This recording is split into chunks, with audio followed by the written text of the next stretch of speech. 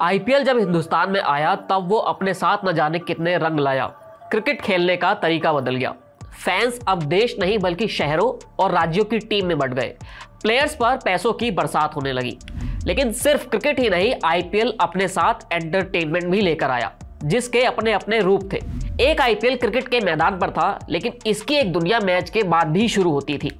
ये दुनिया आईपीएल के बाद होने वाली पार्टियों, मैदान पर डांस कर रही चीयर लीडर्स की थी, जिनकी अपनी एक कहानी थी।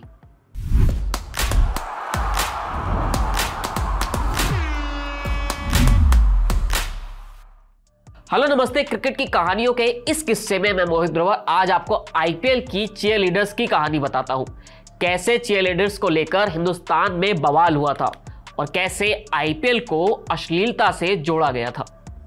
कुछ लोगों के लिए तो हम सिर्फ चलते फिरते पौन हैं और कुछ भी नहीं।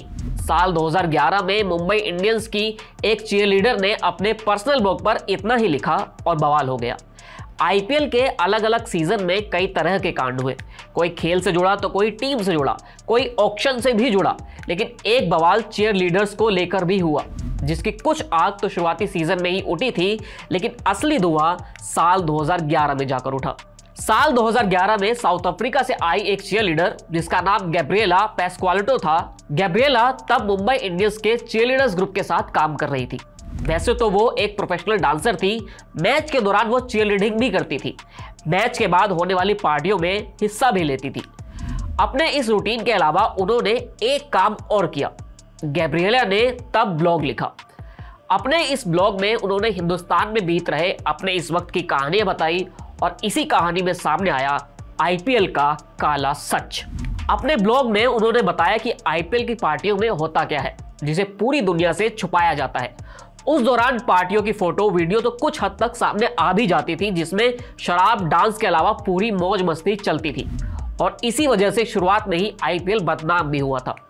जब साल 2008 में पहली बार आईपीएल की शुरुआत हुई और मालूम पड़ा कि इसमें चीयर लीडर्स भी शामिल होंगी, तब यहां से ही बवाल की शुरुआत हुई। कई संगठनों, राजनीतिक दलों और हस्तियों ने आवाज उठाई कि ये हमारे देश की सभ्यता नहीं है। यहाँ कैसे लड़कियां छोटे कपड़े पहनकर डांस करते हुए दिखा सकते हैं, कैसे आप इस खेल को इस तरह बदनाम कर सकते हैं। तमाम बवाल हुए, लेकिन आईपीएल चलता रहा और बाद में हमने सुना कि कैसे चीयर लीडर्स के कपड़ों में भी बदलाव लाए गए थे। अब उस कहानी पर आते हैं जो गैब्रिएला ने सुनाई थी।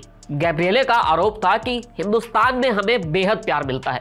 2 महीने यहाँ पर काम करने से पैसे भी बहुत मिलते हैं, लोगों का सपोर्ट भी होता है, लेकिन कुछ अलग चीजें भी हैं।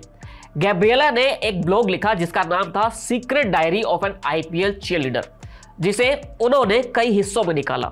हैरान करने वाली बातें दूसरे ब्लॉग में आई। उन्होंने कहा कि यहाँ लोग हमें सिर्फ एक चलती फिरती पौन की तरह देखते हैं।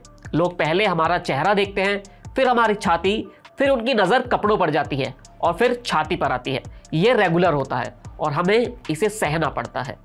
आईपीएल की पार्टियों में भी यही होता था। जहां कुछ क्रिकेटर आते थे, बहुत से सीनियर प्लेयर इन पार्टियों से दूर रहते थे। कुछ बड़े क्रिकेटर काफी शांत नजर आते थे, लेकिन कुछ विदेशी और युवा खिलाड़ी फुल मस्ती के मूड में होते थे।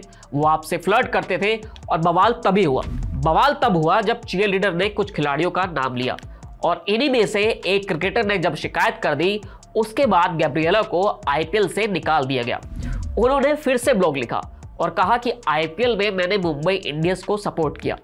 पहले महीने ग्राउंड के साइड में चीयर लीडिंग करते हुए सपोर्ट किया और दूसरे महीने अपने घर में बैठकर सपोर्ट किया, क्योंकि मुझे घर पर बैठा दिया गया था। ऐसा नहीं हुआ कि इस विवाद के बाद आईपीएल से चीयर लीडर्स हट गई या फिर कुछ बड़ा बदलाव हुआ। कुछ वक्त के लिए बस इसमें ब्रेक तो लगा, लेकिन ये सिलसिला रुका नहीं। चीयर लीडिंग को अगर आप देखेंगे तो विदेशों में ये एक प्रोफेशन है, जिसका अपना भी एक करियर है और उसका एक स्कोप भी है। इसी स्कोप के बेस पर चीयर लीडर्स की एंट्री इंडिया में हुई। हर मैच के हजारों रुपए मिलते थे। एक आईपीएल के सीजन में एक चीयर लीडर लाखों रुपए कमाकर अपने घर जाती थी और यही इस चीयर लीडिंग का बिजनेस भी है। लेकिन अफसोस कि भारत में इसको एक गलत एंगल से देख लिया गया और चीयर लीडर्स हमेशा विवाद से जुड़े रहे। साल 2011 के बाद, या यूं कहे कि ललित मोदी की आईपीएल से विदाई के बाद एक तरह से पार्टी कल्चर भी आईपीएल से बैन हो गया। उससे पहले पार्टियों की भरमार होती थी, खासकर आरसीबी की पार्टियां, जहां विजय माल्या, सिद्धार्थ माल्या, विराट कोहली, क्रिस गेल जैसे बड़े नाम आते थे, जहां शराब से लेकर शबाब तक दोनों की तस्वीरें वायरल होती थी। लेकिन धीरे धीरे सब कुछ गायब हो गया, ललित मोदी भी, विजय माल्या भी और आईपीएल की वो रंगीन पार्टियां भी। आईपीएल और क्रिकेट की ऐसी ही अनसुनी कहानियों को सुनने के लिए आप हमारे साथ जुड़े रहिए। आप हमारे चैनल को सब्सक्राइब कीजिए। मैं था आपके साथ मोहित ग्रोवर। नमस्कार।